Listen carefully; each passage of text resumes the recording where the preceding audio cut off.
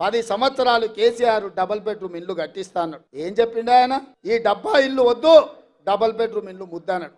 సరే ఈ సొక్కనైనా ఆయన మనం చేస్తాడేమో అని మనం అనుకున్నాం. ఏం చేసిండా? బిడ్డ వస్తే ఆడవ ఉంటుంది, కోడలు కొడుకుంటే ఆడవంటారు, గొర్రె పిల్లను మేక పిల్లను ఉంటే ఆడగట్టేస్తారని కథలు చెప్పిండు. ఊరిచ్చిండు. ఊరవతలో 2 డబుల్ బెడ్రూమ్ ఇల్లు కూడా కట్టియాలి. మీకు ఎవరికైనా డబుల్ బెడ్రూమ్ ఇల్లు వచ్చినాయా? ఎవరికైనా వచ్చినాయా? మాటిచ్చి మోసం చేసి డబుల్ బెడ్రూమ్ ఇల్లు ఇవ్వనందుకు కేసీఆర్ను గోతి తీసి బొందబెట్టిన సంగతి ఇవాళ కేసీఆర్కు అర్థమైతలేదా అని నేను అడుగుతున్నా.